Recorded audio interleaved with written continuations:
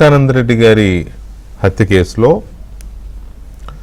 CBI ఇచ్చిన reply, court అడిగితే ఇచ్చిన రిప్లై ఇక దర్యాప్తు ముగిసిపోయింది అని, దర్యాప్తు అయిపోయింది.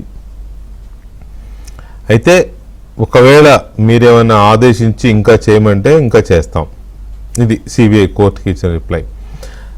అసలు ఈ రిప్లై ఎందుకు అడిగింది కోర్టు, ఎందుకు సిబిఐ ఈ రిప్లై ఇవ్వాల్సి వచ్చింది అనే దాని మీద ఒకసారి పూర్వాపరాల్లోకి వెళ్తే, వివేకానంద రెడ్డి గారి హత్య కేసులో చాలామంది నిందితులుగా సిబిఐ కేసులు పెట్టింది.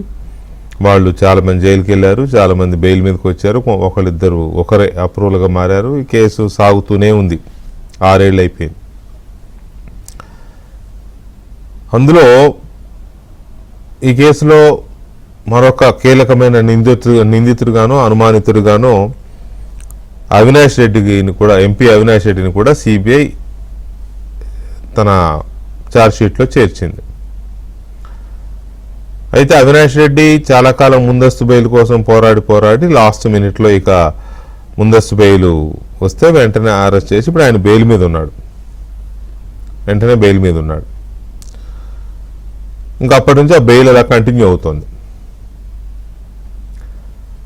ఈ మొత్తం కేసు మీద పోరాడుతున్న వివేకానంద రెడ్డి గారి కుమార్తె సునీతారెడ్డి గారు అవినాష్ రెడ్డి బెయిల్ రద్దు చేయాలి, ఆయన బయట ఉంటే సాక్షుల్ని ప్రభావితం చేస్తాడనో ఇంకోటనో మొత్తం మీద అయితే ఆయన బెయిల్ రద్దు చేయాలని మళ్ళీ సుప్రీంకోర్టులో కేసు వేశారు. కేసు కూడా చాలా కాలమైంది. ఆ కేసు వాయిదాలు పడుతూ లాస్ట్ టైం వాయిదా వేస్తూ జడ్జి గారు ఏమన్నారంటే, కోర్టు ఏమందంటే, అసలు ఈ దర్యాప్తు ఇంకా చేయాలా, ఇంకెంతకాలం చేయాలి, ఉందా, అయిపోయిందా అని సిబిఐని కౌంటర్ వేయమని చెప్పి అడిగింది. అయితే సిబిఐ అప్పటికే కింది కోర్టులో దర్యాప్తు అయిపోయిందని చెప్పింది కాబట్టి సుప్రీంకోర్టులో నిన్న దర్యాప్తు అయిపోయింది, ఇక మీరు చేయమంటే ఇంకా చేయడానికి మేము సిద్ధంగా ఉన్నామని తన సంసిద్ధతను వ్యక్తం చేసింది. అప్పుడు కోర్టు వీటిని విని, సరే ఇంకా ఇందులో బెయిల్, అవినాష్ రెడ్డి బెయిల్కి సంబంధించి కానీ ఇంకా ఇతరత్ర చాలా విషయాలు ఉన్నాయి కాబట్టి సునీత గారి డిమాండ్స్, వీటి మీద మళ్ళీ వాయిదా వేసింది. నెక్స్ట్ హియరింగ్స్లో ఆర్గ్యుమెంట్స్ జరుగుతాయి, అప్పుడు ఏంటనేది తెలుస్తుంది. అయితే ఇక్కడ సిబిఐ దర్యాప్తు అయిపోయింది అని చెప్పడం దగ్గరే చాలా ప్రశ్నలు రేకెత్తుతున్నాయి. ఆ చాలా ప్రశ్నలు ఏంటంటే, అసలు వివేకానంద రెడ్డి గారి దారుణ హత్యకు సంబంధించి కేసు టేకప్ చేసిన సిబిఐ దర్యాప్తుని ఎంత దాకా తీసుకెళ్ళింది? ప్రత్యక్షంగా హత్యలో పాల్గొన్న వాళ్ళని ఓకే, కానీ పాత్రదారుల్ని అరెస్ట్ చేసింది, జైలుకు పంపింది, కానీ మరి సూత్రధారుల సంగతి ఏంటి? సూత్రధారుల్ని నువ్వు ఎంతవరకు,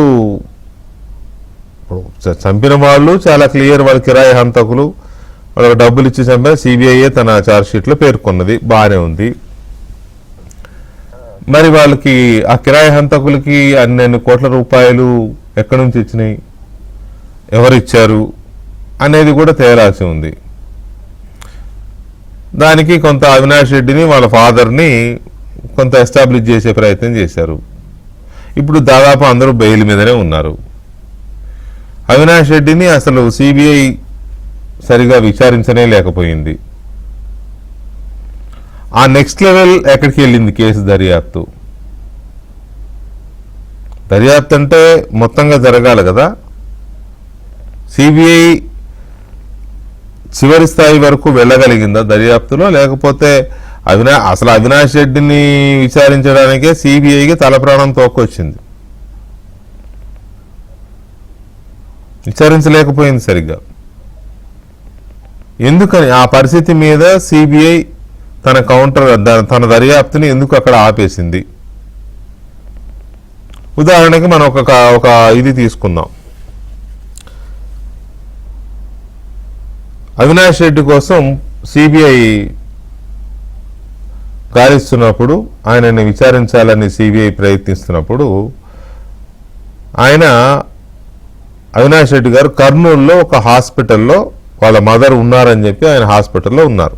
హాస్పిటల్లో ఉండిపోయారు వాళ్ళ మదర్ని పెట్టుకొని. అదే వాళ్ళ బంధువుల హాస్పిటల్ అని చెప్తారు. హైదరాబాద్ నుంచి సిబిఐ బృందాలు వెళ్ళాయి. సరే హాస్పిటల్ దగ్గరే మాట్లాడి పంపించేస్తామని చెప్పేసి వెళ్తే సిబిఐని హాస్పిటల్ పరిసరాల్లోకి ఎంటర్ కానివ్వాలి. అక్కడున్న అవినాష్ రెడ్డి అనుచరులు అనుకోవాలో, వైసీపీ కార్యకర్తలు అనుకోవాలో, ఎవరైనా కావచ్చు. స్వయంగా సిబిఐయే హాస్పిటల్ లోపలికి ఎంటర్ కాలేకపోయింది. ఆ రోజు అందరూ నవ్వుకున్నారు. ఓహో, ఈ దేశంలో సిబిఐ పరిస్థితి ఇదా? ఒక ఎంపీ తలుచుకుంటే సిబిఐని గేటు దాటి లోపలికి రానివ్వలేడా? సిబిఐ ఇంత బలహీనమైనదా? మనం అంటాం కానూన్ కా హాత్ బహుత్ లంబా హై అని. బహుత్ లంబా హై కాదు, బహుత్ చోటా హై. ఆ రోజే అందరూ నవ్వారు సిబిఐ యొక్క దుస్థితిని చూసి. 3 రోజుల పాటు పడిగాపులు పడినా చివరికి హాస్పిటల్ లోపలికి వెళ్ళలేక వెనక్కి తిరిగి వచ్చేశారు సిబిఐ వాళ్ళు. అప్పుడు డైరెక్ట్గా చేసిన అలిగేషన్ ఏంటంటే, సిబిఐ వాళ్ళు చేసిన అలిగేషన్, ప్రత్యక్ష సాక్షులు చేసిన అలిగేషన్, అక్కడ అవినాష్ రెడ్డి అనుచరులు ఎలాగైతే అడ్డుకున్నారో, వైసీపీ కార్యకర్తలు ఎలాగైతే అడ్డుకున్నారో, పోలీసులు కూడా, అప్పటి రాష్ట్ర పోలీసు అధికారులు కూడా సిబిఐని లోపలికి వెళ్ళనివ్వలేదు, సహకరించాలి సిబిఐకి. మరి దాని మీద దర్యాప్తు ఏమైంది? ఈ దేశంలో సిబిఐని అడ్డుకున్న వ్యక్తులు, తర్వాత అడ్డుకున్న పోలీసు వ్యవస్థ దర్యాప్తు జరగాలిగా, ఎందుకు జరగలేదు? ఆ అధికారులు ఎవరు? ఆ ఎస్పీ ఎవరు? ఆ ఏరియా ఐజీ ఎవరు? లేకపోతే అప్పుడు డీజీపీ ఎవరు? ఎందుకు సిబిఐని అడ్డుకున్నారు? వాళ్ళకి ఏం పని? సిబిఐ అనేది అత్యున్నత దర్యాప్తు సంస్థ కదా ఈ దేశంలో, అనే దాని మీద ఎందుకు దర్యాప్తు జరగలేదు అనేది ఒక కీలకమైన పాయింట్. ఇంకొక పాయింట్ కూడా మనం మాట్లాడుకుందాం.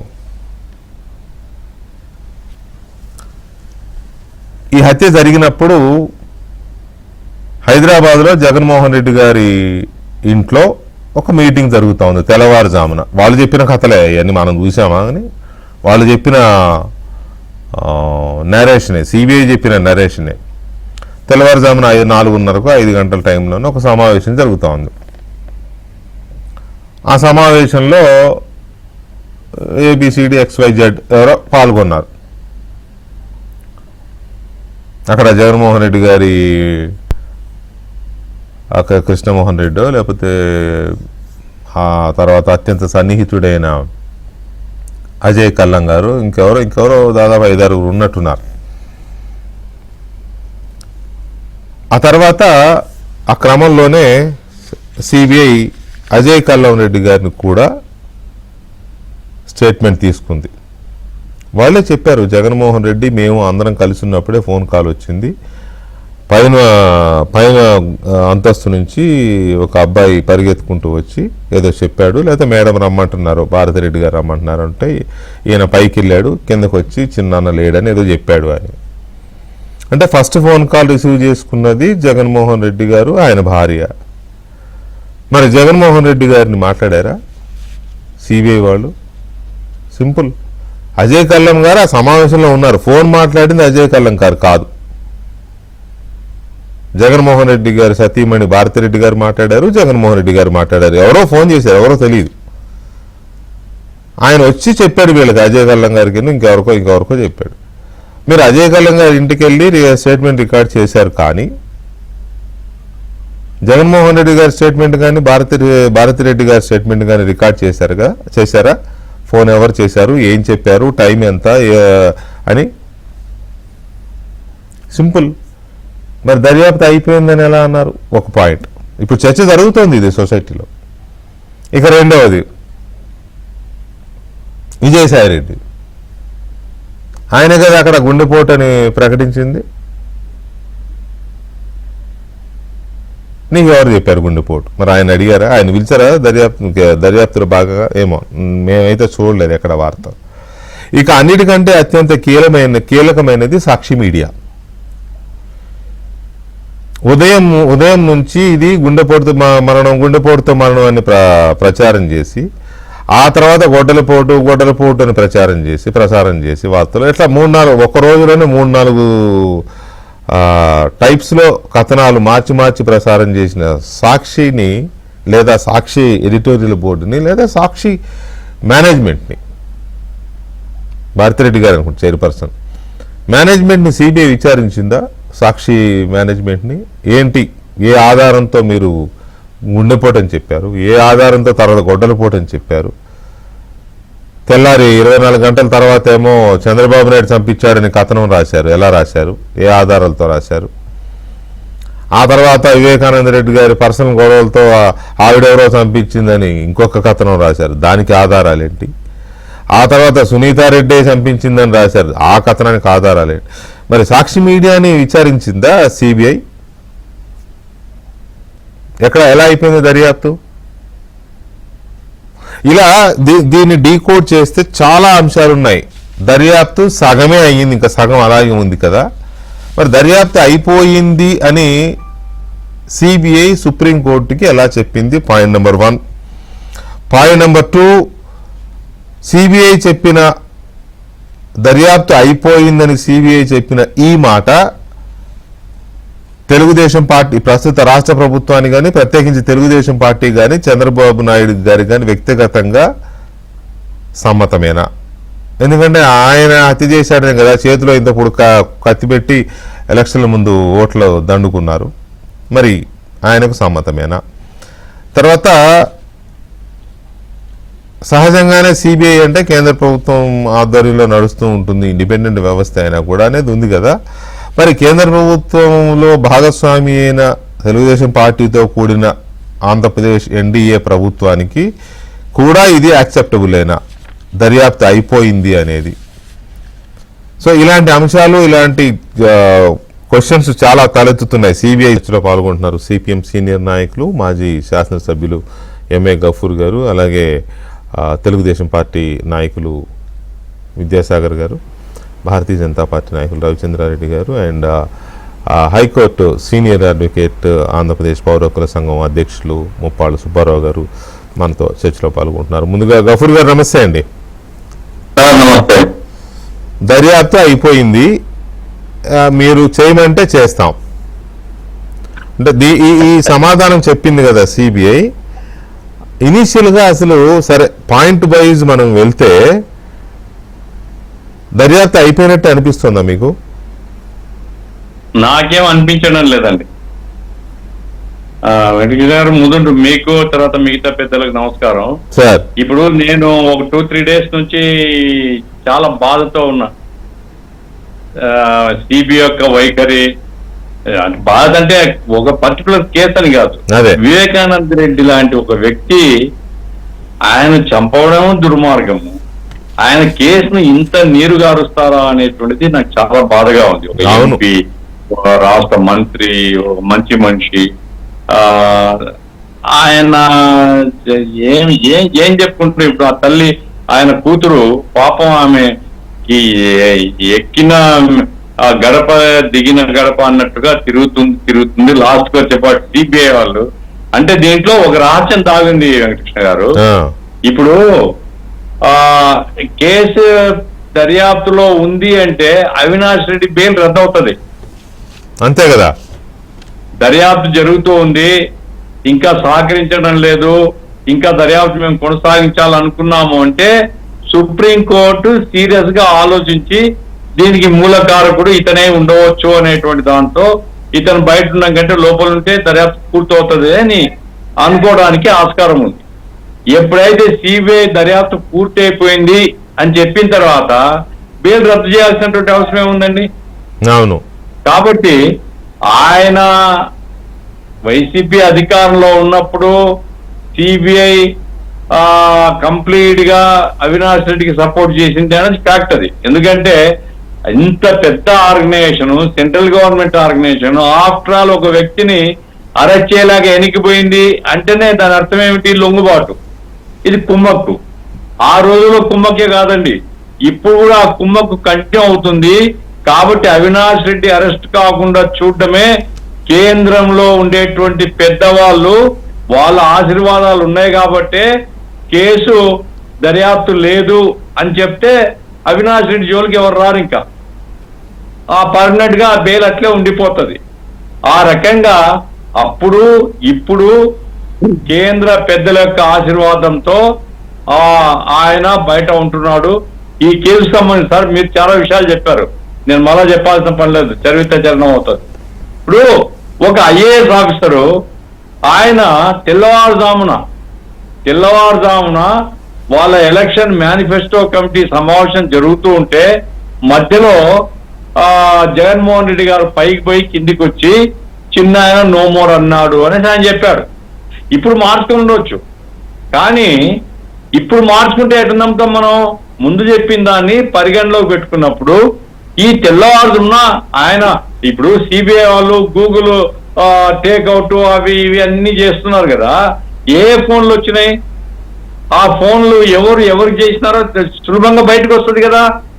జగన్మోహన్ రెడ్డిని అడగాలి కదా, లేదా భారతిరెడ్డి గారు చెప్పినారంటే ఆమెను అడగాలి కదా. ఎందుకంటే ఇక్కడ భారతిరెడ్డి గారి జగన్మోహన్ రెడ్డి గారి మీద ప్రత్యేక కోపంతో మాట్లాడడం లేదు. ఒక ఘోరమైనటువంటి హత్య జరిగినప్పుడు, ఒక దుర్మార్గమైనటువంటి దారుణమైనటువంటి హత్య జరిగితే ఆ హత్యకు సంబంధించినట్లు రాజకీయాలకు ఏం పాత్ర అండి? రాజకీయంగా చూస్తారా హత్యను? హత్య జరిగిన తర్వాత హత్యను బయటికి తీయాలా? ఎవడైనా కావచ్చు, చట్టం ముందు ఎంత వాడైనా శిక్షిస్తామని కదా చట్టం చెప్పేది. మరి చట్టం ఒకరికి ఓ రకంగా ఇంకో రకంగా ఉంటుందా? గఫూర్ గారు ఒక్క నిమిషం. గఫూర్ గారు, సుబ్బారావు గారు నమస్తే అండి. నమస్తే. ఇప్పుడు అవినాష్ రెడ్డి బెయిల్ రద్దు చేయాలి అని సునీతారెడ్డి గారు వేసిన పిటిషన్ విచారణలో భాగంగా అడిగితే దర్యాప్తు అయిపోయిందని సిబిఐ చెప్పిన పరిస్థితిని మీరు ఎలా అనలైజ్ చేస్తారు? అయిపోయిందా దర్యాప్తు ఇందులో? ఇక్కడ ఒకటండి వెంకటకృష్ణ గారు, గతంలో వీళ్ళు హైకోర్టులో కానీ గత ప్రభుత్వ హయాం చివరి దశలో కానీ న్యాయస్థానం ముందు చెప్పిందండి. ఆనాడు ఉన్నటువంటి ప్రభుత్వం కానీ పోలీస్ యంత్రాంగం కానీ విచారణకు సహకరించడం లేదు. అంతేకాదు అవినాష్ రెడ్డికి 160 సిఆర్పిసి కింద నోటీసులు ఇచ్చినా కానీ ఆయన విచారణకి రాకుండా న్యాయస్థానానికి వెళ్లి ముందస్తు బెయిల్ తెచ్చుకున్నాడు, మధ్యస్థ బెయిల్. కాబట్టి మాకు విచారణగా అవినాష్ రెడ్డి సహకరించట్లేదని చెప్పేసి గగ్గోలు పెట్టినటువంటి సిబిఐ సంవత్సరం 4 నెలలు అయిపోయిన తర్వాత ఈ ప్రభుత్వం సహకరించే ప్రభుత్వం వచ్చిన తర్వాత సిబిఐ తదుపరి విచారణ జరపకుండా విచారణ పూర్తయిందని చెప్పడంలో చాలా అనుమానాలు తాగిస్తుంది. ఎంచేతంటే ఇప్పుడు కూడా వాళ్ళు ఏమన్నారు, సుప్రీంకోర్టు కూడా చాలా చెప్పింది, రామ్ సింగ్ మీద, సునీతారెడ్డి గారి మీద, ఆమె భర్త మీద కేసు పెట్టినప్పుడు ఇమ్మీడియట్ గా ఛార్జ్ షీట్ ఫైల్ చేశారు. ప్రైవేట్ కేసు వేస్తే వెంటనే పోలీసులు పంపితే పోలీసులు ఛార్జ్ షీట్ ఇచ్చారు గత ప్రభుత్వ హయాంలో. దాన్ని క్రాష్ చేస్తే సుప్రీంకోర్టులో ఆంధ్రప్రదేశ్ ప్రభుత్వం స్పష్టంగా చెప్పింది ఇది తప్పుడు కేసు, దీన్ని మేము ఇది అవాస్తవాలతో కూడుకున్నదని చెప్పింది. సరే, దాన్ని కొట్టేశారు, వేరే విషయం. సిబిఐ మీద కేసులు పెట్టినా లేకపోతే విచారణ సహకరించకపోయినా వీళ్ళు ఫర్దర్ విచారణ జరపాల్సిన అవసరం లేదు. మీరు చెప్పినట్టుగా విజయసాయి రెడ్డిని విచారించాలి, అలాగనే నారాసుర రక్త చరిత్ర రాసినటువంటి ఆ రాతగాడిని, ఆ యజమాని విచారించాలి, అలాగనే బాబాయ్ నోమోర్ అని చెప్పేసి ఫోన్లో వచ్చిన సమాచారం చెప్పాలి. అలానే జగన్మోహన్ రెడ్డి గారు సాయంత్రం వెళ్ళిపోయి ఇన్వెస్టిగేషన్ పూర్తి కాకుండానే ఇన్వెస్టిగేషన్ లో ఉన్న అంశాలన్నీ వెలుపుచ్చిన సంఘటనలు ఎలా లభ్యమైనవి అడగాలి. ఇవన్నీ అడగకుండా అవినాష్ రెడ్డిని కూడా విచారించకుండా ఏ విధంగా విచారణ పూర్తయిందని చెప్పి చెప్తారు వీళ్ళు. ఇంకో వాళ్ళు ఏమంటారంటే సుప్రీంకోర్టు విచారణ జరపమంటే మేము సిద్ధం అంటారు. సుప్రీంకోర్టు ఎప్పుడు కూడా ఫలానా అంశం మీద విచారణ జరపమని చెప్పి సందం. కానీ రేపు ఇంకొక సమస్య ఏంటంటే సునీతారెడ్డి గారి యొక్క న్యాయవాది లోద్రా గారు ఈ విషయాలన్నీ కూడా న్యాయస్థానం ముందు ప్రస్తావించి ఈ దిశలో సిబిఐ విచారణ జరపలేదు కాబట్టి ఆ దిశలో కనుక జరిపితే దీంట్లో 40 కోట్ల రూపాయల యొక్క సుపారీ ఉన్నది, అలానే ₹1 కోటి దస్తగిరికి ఇచ్చారు. దాంట్లో వాళ్ళ స్నేహితుడికి ఇస్తే స్నేహితుడి దగ్గర ₹40 లక్షల పైచీలకు రికవరీ చేశారు. ఈ ₹40 కోట్ల ఇచ్చేటువంటి ఆర్థిక స్తోమత ఎవరికి ఉంది? ఆ సొమ్ము ఎవరు ఎక్కడి నుంచి వచ్చారో ఆ దిశలో ఎక్కడ చెప్పారు విచారణ? అసలు దస్తగిరికి ఇచ్చిన ₹1 కోటి, దాంట్లో ₹40 లక్షల రికవరీ చేసి ఆ రికవరీ చేసిన సొమ్ము ఎక్కడి నుంచి, ఎవరు, ఏ అకౌంట్ నుంచి ఏ అకౌంట్కి వచ్చారో ఇవి విచారణ జరిపారా? కాబట్టి దీంట్లో డెఫినెట్ గా విచారణ జరపాల్సింది చాలా ఉంది. ఇంకా అనకొండలు కూడా వచ్చినా ఆశ్చర్యపోవాల్సిన అవసరం లేదు తదుపరి విచారణలో. ఇప్పుడు సిబిఐ యొక్క వ్యవహార శైలి చూస్తుంటే గతంలో సుప్రీంకోర్టు లేదంటే మద్రాసు హైకోర్టు చెప్పిన విధంగా సిబిఐ అనేది పంజరంలో చిలక లాంటిది, దానికి స్వేచ్ఛ లేదు అని ఏదైతే వాళ్ళు ఉద్ఘాటించారో న్యాయమూర్తులు, అది నిజమే అని చెప్తోంది ఈ కేసులో. నువ్వు అవినాష్ రెడ్డిని అరెస్ట్ చేయడానికి నీకు ఏ అడ్డంకులు లేకపోయినా న్యాయస్థానం నుంచి కర్నూలు వెళ్ళిపోయి అరెస్ట్ చేయలేకపోయావు. ఆ రోజున పోలీసు అధికారులు కూడా మేము మీకేం సహకరించలేము, మీకు ఏమైనా జరిగితే మేమేమి చేయలేము, శాంతి భద్రతలు కాపాడలేమన్నారు. అలాంటి పరిస్థితుల్లో ఆ దిశలో ఎందుకు విచారణ జరగల? కాబట్టి ఇక్కడ చాలా జరగవలసినటువంటి విచారణ జరగవంటి అంశాలు చాలా ఉన్నాయి. కాబట్టి ఈ రోజున నిజంగా కనుక అదే కనుకైతే విచారణ పూర్తి అయితే అసలు జగన్మోహన్ రెడ్డి గారికి ఎవరు ఫోన్ చేశారు చెప్పాలి కదా. అది మాట్లాడే ముందు ఒక్కసారి సుబ్బారావు గారు ఒక చిన్న బ్రేక్ తీసుకుని, అసలు పాత్రదారులు కూడా పూర్తిగా అరెస్ట్ చేయలేదు. అది అసగిరి అప్రూవ్ గా మారాడు, ఇంకొకళ్ళిద్దరు చెప్పారు కానీ మిగతా వాళ్ళు మాకు తెలియదు అంటున్నారు. ఆ బెయిల్ మీద తిరుగుతున్నారు, అది పూర్తి కాలేదు. అది కూడా పాత్రదారులు డైరెక్ట్ గా హత్యలో ఉన్నవాళ్ళు. అసలు సూత్రధారులను టచ్ చేయకుండా అయిపోయిందని ఎలా చెప్పింది సిబిఐ అనేది ఒక పెద్ద మిస్. టీడీపీ నాయకులు విద్యాసాగర్ గారు ఉన్నారు, అడ్వకేట్ విద్యాసాగర్ గారు. సాగర్ గారు నమస్తే. Good evening. గుడ్ ఈవినింగ్ అండి. సాగర్ గారు, ఇప్పుడు ఈ దర్యాప్తు అయిపోయిందని అనుకోవచ్చా? By all means. Good evening sir, మీకు అట్లాగే మిగతా ప్యానలిస్ట్ అందరికీ కూడా గుడ్ ఈవినింగ్. అంటే నేను మొదటి నుంచి కూడా మనం చాలా డిబేట్లు నాకు తెలిసినంత వరకు ఈ 6 సంవత్సరాల్లో మా ఒక రవిచంద్ర రెడ్డి గారు కాకుండా మన ముగ్గురం ఒక 60 days చేసాము, 100 చేసాము డిబేట్లు ఈ పర్టికులర్ ఇష్యూ మీద. సో డే 1 నుంచి నేను సిబిఐ సపోర్ట్ చేసుకుంటూనే వస్తున్నాను. ఎందుకంటే I have a confidence and CBI. Why I'm confidence అంటే, ఇప్పుడు ఈ కేసుని సిబిఐ ఒక రకంగా ప్రజెంట్ చేస్తుంది, సునీత గారు ఆమె క్వైరీస్ ఆమె రకంగా ప్రజెంట్ చేస్తున్నారు, ఆ పక్క డిఫెండ్స్ అనే వాళ్ళు ఒక రకంగా డిఫెండ్ చేస్తున్నారు. సో మల్టిపుల్ గా నా ఉద్దేశంలో ఈ కేసు సుప్రీంకోర్టులో 8 to 10 డైమెన్షన్స్ లో, అంటే ఆల్మోస్ట్ 360 degrees డైమెన్షన్స్ లో ఈ కేసు రన్ అవుతుంది. నేను అనుకోవటం సిబిఐ లాజికల్ గానే ఈ మాట చెప్పింది, అంటే మీరు విచారణ చేయమంటే చేస్తామన్న లాజికల్ గానే చెప్పింది అనేది నేను అనుకుంటున్నాను. విచారణ ఇప్పటి వరకు అయ్యింది, ఇక మీదట మీరు ఏమైనా చెబితే చేస్తాము అన్న కోణంలో ఎందుకు మాట్లాడుంటారంటే, చాలా క్వశ్చన్స్ 7 ఛార్జ్ షీట్లు ఫైల్ చేస్తే 7 ఛార్జ్ షీట్ లో చాలా ఇన్ఫినిటివ్ క్వశ్చన్స్ సిబిఐ వదిలిపెట్టింది. అంటే సుప్రీంకోర్టు డిస్క్రిప్షన్ పవర్ దానికి ఆలోచించి ఆ డిస్క్రిప్షన్ పవర్ మీద ఆర్డర్స్ వస్తుంది with the permission of the supreme court permission, అంటే హడ్డిల్స్ ఉండవు అనే ఉద్దేశంతో ఆ మాట చెప్పింది నేను అనుకుంటున్నా. వాళ్ళు కావాలనే డిప్లొమాటిక్ గా ఆ ఛార్జ్ షీట్లలో చాలా ఇన్ఫినిటీ క్వశ్చన్స్ వదిలిపెట్టారు. ఆ ఏ క్వశ్చన్లు అయితే వదిలిపెట్టారో, క్వశ్చన్ మార్క్ గా వదిలిపెట్టారో, ఆ క్వశ్చన్ మార్క్ గా వదిలిపెట్టిన క్వశ్చన్స్ అన్ని కూడా సునీత గారు ఆమె తరపు లాయర్ నుంచి ప్రెజెంట్ చేశారు కోర్టులో. మీరు ఇంట్రోలో చెప్పినటువంటి ఇన్ఫర్మేషన్ కానీ క్వశ్చన్స్ కానీ ఏదైనా సరే, all the questions and more questions ఆమె ఫైల్ చేసింది, including Avinash Reddy interim bail ఏదైతే ఉందో ఆయనకు ఆ బెయిల్ క్యాన్సిలేషన్ తో సహా pending with the supreme court. So ఇక్కడ జస్టిస్ అనే సాటిస్ఫై ఏంటంటే, ఇవన్నీ ఏదైతే క్వశ్చన్స్ వదిలిపెట్టారో వాటిని సాటిస్ఫై చేయాల్సిన బాధ్యత CBI. Let them present to let them answer to the other party council. ఇక్కడ ఈ పాయింట్ లోనే అన్ని విషయాలు బయటకు వస్తాయి.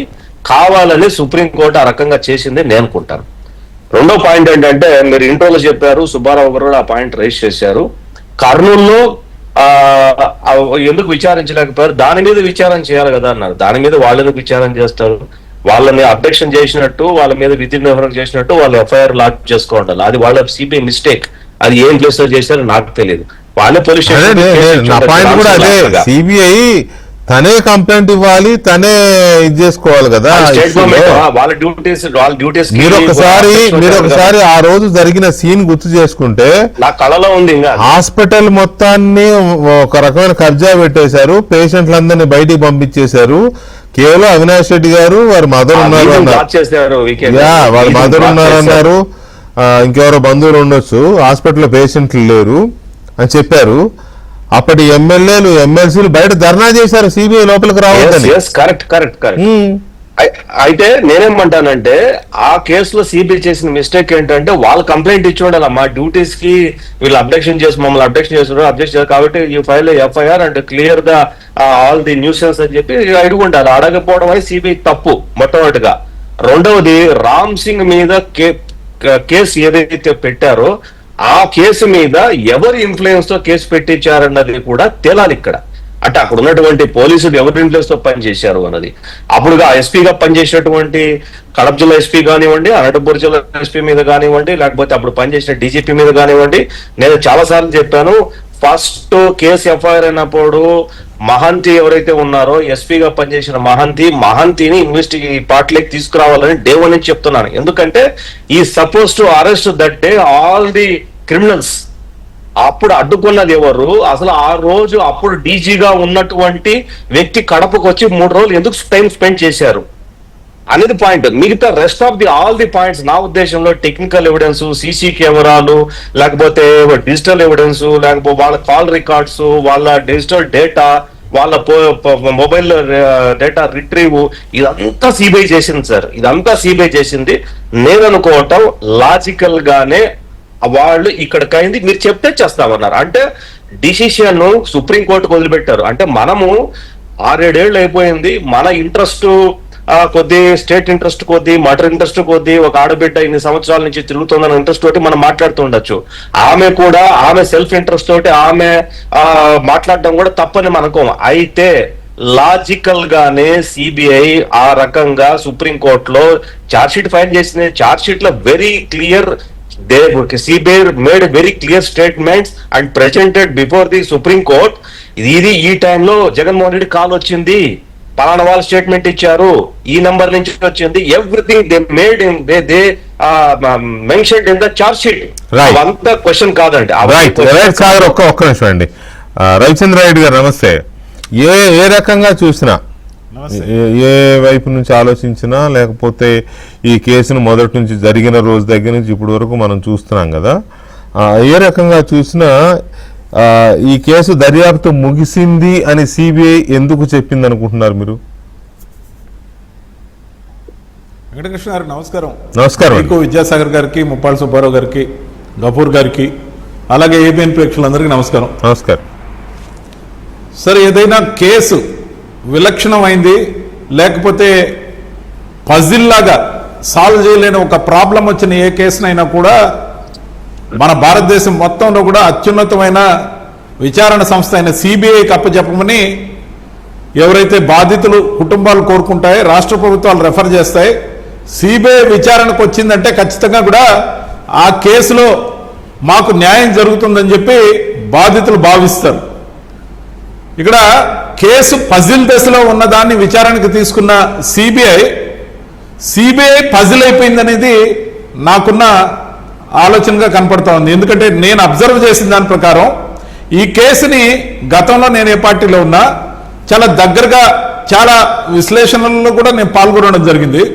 గత ఎలక్షన్స్ అప్పుడు నేను పులివెందుల్లో 9 రోజులు ప్రచారం చేసినప్పుడు ముఖ్యంగా అక్కడ మన ఎవరైతే బాధితుడు ఉన్నారో వైఎస్ వివేకానంద రెడ్డి గారి పిఏ కృష్ణారెడ్డి గారితో పర్సనల్గా కూర్చుని మొత్తం వర్షన్ వినడం జరిగింది. అక్కడ పూల అంగళ్ళ సెంటర్ నుంచి ఎవరేమనుకుంటున్నారు, అసలు ఎందుకు జరిగింది, అసలు దీని లోతుపాతులు ఎంత అనేది పర్సనల్ ఇంట్రెస్ట్ మీద పూర్తిగా తెలుసుకోవడం జరిగింది. కొన్ని వేళ్లు కృష్ణారెడ్డి గారు చెప్పిన కథనం ప్రకారం రామ్ సింగ్ వైపు, మరి నర్రెడ్డి రాజశేఖర రెడ్డి వైపు కూడా తిరిగిన వైనాన్ని నేను గమనించా. కానీ నేను ఎక్కడ దాని గురించి మాట్లాడలే. అలాగే ఈ కేసులో ఉన్న ప్రధానమైన అంశం ఏంటంటే నిందితులుగా ఎవరైతే మర్డర్ చేశారో వాళ్ళు ఆల్రెడీ జైల్లో ఉన్నారు. ఒకరు అప్రూవ్గా మారి ఉండొచ్చు, లేకపోతే మిగతా వాళ్ళు జైల్లో ఉండొచ్చు. కానీ చేయించిన సూత్రధారుల కోసమే వేట మొత్తం మొదలైంది.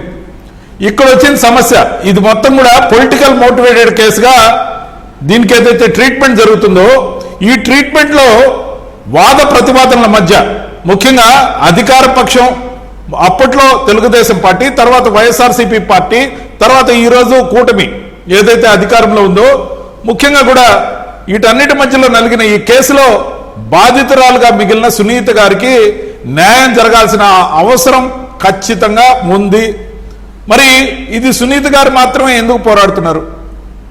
సునీత గారికి షర్మిల గారు మద్దతుగా వచ్చారు. పులివెందుల ఎవరి నియోజకవర్గం? వైఎస్ జగన్ గారి నియోజకవర్గం. వైఎస్ జగన్ గారికి మరి వివేకానంద రెడ్డి గారు ఏమవుతారు? చిన్నాన్న. ఆరోపణలు ఎదుర్కొంటున్న అవినాష్ రెడ్డి గారికి ఏమవుతారు? వివేకానంద రెడ్డి గారికి ఆయనకు కూడా చిన్నాన్న. మరి షర్మిలమ్మ గారు, సునీత గారు ఒకవైపు మాట్లాడితే ఇక్కడ అధికార పార్టీగా ఉన్న అప్పటి వైఎస్ఆర్సీపీ సిట్టు దర్యాప్తు వేగవంతం చేస్తామనుకున్నప్పుడు తిరిగి కోర్టుకు వెళ్లి సునీతమ్మ గారు సిబిఐని రంగంలోకి రమ్మని రిక్వెస్ట్ చేయడం, కోర్టు డైరెక్షన్స్ తో సిబిఐ రావడం, సిబిఐ వచ్చిన తర్వాత మరింత పజిల్ గా మారిన ఈ కేసు ఇప్పటికీ ఒకదిక్కకపోవడంతో ఆఖరికి సిబిఐ ఇచ్చిన ఏదైతే రిపోర్ట్స్ ఉన్నాయో సుప్రీంకోర్టుకి నివేదించిన దానిలో ఈ కేసు దర్యాప్తు పూర్తయిపోయిందని ఇచ్చింది. ఇక్కడ బాధితురాలకి న్యాయం జరగడం ఎంత అవసరమో రాజకీయ గౌరవం నుంచి పక్కన పెట్టి ముందే వ్యక్తుల్ని, ముఖ్యంగా ఎవరైతే జగన్మోహన్ రెడ్డి గారు కావచ్చు, అవినాష్ రెడ్డి గారు కావచ్చు, ఎవరినైనా కూడా ఎవరిని ఆరోపణలు సంధించాలన్నా, ముఖ్యంగా సూత్రధారుల కోసం వెంటాడాలన్నా గూగుల్ టేక్అవుట్ తప్ప వేరే ఆధారాలు ఎన్ని కాల్స్ రిట్రైవ్ చేసినా, ఎంత డేటా రిట్రైవ్ చేసినా సాక్ష్యాధారాలు లభించని పరిస్థితుల్లోనే నాకు తెలిసి సిబిఐ ఈ విధంగా రిపోర్టు సుప్రీంకోర్టుకి ఇచ్చిందని నేనైతే భావిస్తున్నా. దాంతోపాటు మీరు అన్నారు కర్నూలులో అవినాష్ రెడ్డి గారి అరెస్టును నిరోధించడానికి ఆ రోజు మంది బలంతో ఏదైతే అబ్జెక్షన్ పెట్టారో దాన్ని ఎదుర్కొన్నారో ఆ రోజు సిబిఐ కేసు పెట్టకపోవడం, దాన్ని ఢిల్లీ దాకా తీసుకెళ్లకపోవడం కూడా లోపాయికారి వ్యవహారమే. ఆ విధంగా జరగడం వల్ల ఒక రాంగ్ సిగ్నల్ ఈ దేశంలో వెళ్ళింది. సిబిఐ తలుచుకుంటే ఎవరినైనా అరెస్ట్ చేయొచ్చు. అరెస్ట్ చేసేటప్పుడు ప్రతిబంధకాలు సృష్టిస్తే సిబిఐకి అడిషనల్ ఫోర్స్ తో పాటు కోర్టు గైడ్ లైన్స్ తో పాటు వ్యవస్థలు దండుగా నుంచి లోకల్ పోలీస్ సపోర్ట్ చేయాల్సిన అవసరం ఎంతైనా ఉంది.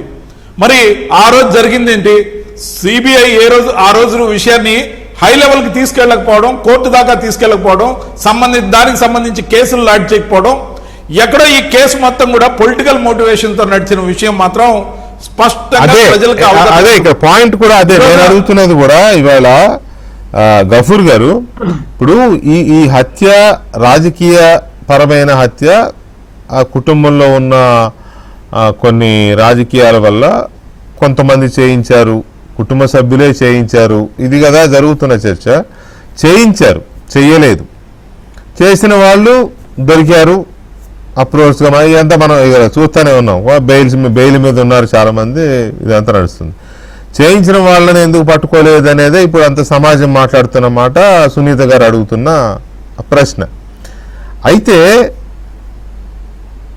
సిబిఐ వాళ్ళు అజయ్ కల్లం గారింటికి వెళ్ళి ఆయన స్టేట్మెంట్ తీసుకున్నారు.